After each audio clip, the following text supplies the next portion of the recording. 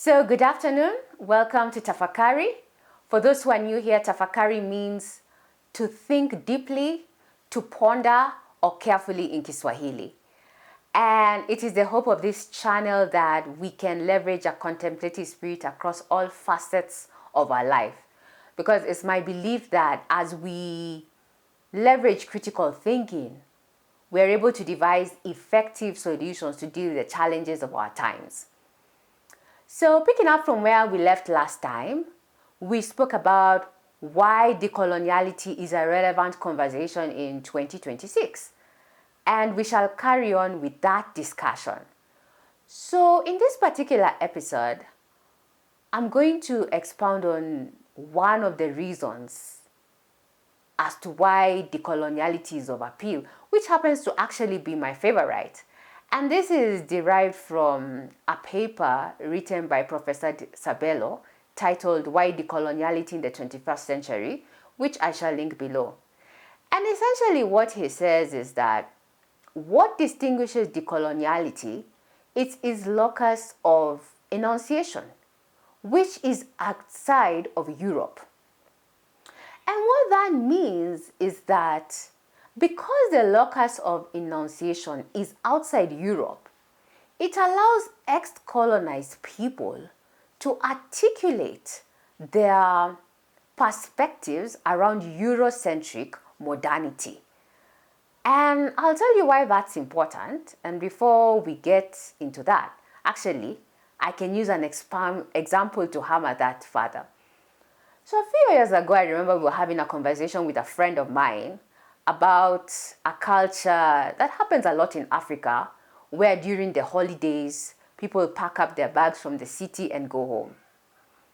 And I told him how you experience that holiday depends on your gender. That is whether you're a man or a woman. Because I gave him the example and I told him, look, if you're a man, you had a wonderful time. You went, you had beers, you sat under the tree, you caught up with people. In the evening, you went and had beers again. During Christmas and Boxing Day, you ate. And if at all you had to work a little, would be maybe to slaughter the goat. But for women, and I speak this from lived experience, it's a constant exit and entrance between the kitchen, preparing material, preparing cooking ingredients for the morning, for the afternoon, for the evening. I remember myself before I resigned.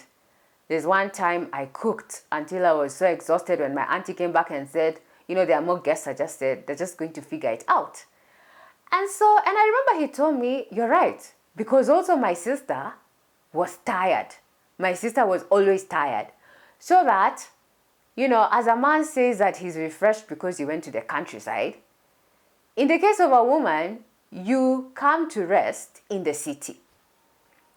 And so all this to say that any experience or any phenomenon, how you interpret that as being advantageous or not depends on where you lie.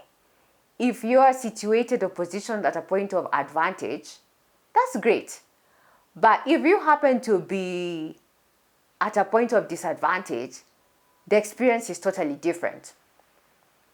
And this is the import of decoloniality, because we have what we call Eurocentric modernity, modernity that centers around the West. And depending on how you hear that story, we have the Renaissance, we have the story about the Industrial Revolution, how Europe industrialized so that it can become what it became today. And there's a glamorous side to that. But there's a darker side to that. And that darker side is what decolonial scholars refer to as coloniality, which is the darker side of a Western-centric modernity. And it's to say that that darker side involved slavery, involved imperialism, involved neocolonialism, involved colonialism. So that if you ask BIPOC, that is black people, indigenous people, people of color, the experience of Europe's modernity was negative on their behalf because it involved their plundering of their lands, it involved exploitative labor, it involved, the cultural extermination of indigenous languages or their subjugation. So that was the same experience that is, Eurocentric modernity. For Black people, indigenous, and people of color who happen to be on the receiving end of that, the story doesn't read the same. And that's why they say that is the appeal of decoloniality, to be able to give all these people who experience the negative side of a Western-centric modernity the opportunity or the fora to articulate this. Yeah? And as we spoke last time, we said that, yes, colonialism in its classical sense ended. But coloniality persists. And why do we say that? We say that because, yes, we have independence, flag independence, but you think about the relationships between client states and patron states, that still persists. You think about the position of Africa, for example, as a supplier of raw materials, that still exists. You think about, in this AI era where we have data colonialism, you have exploitative labor relations where Black people, indigenous people, and people of color find themselves at the receiving end of that. That structure is still in place. And that's why we talk about coloniality going beyond colonialism. And the importance of it in the importance of decoloniality is to continue articulating imperialism even in its current day. And I'll give you another example. Think about carbon credits. Carbon credits, from a global north perspective, has been marketed as a redemptive measure to, the negative side effects of Eurocentric modernity on the environment.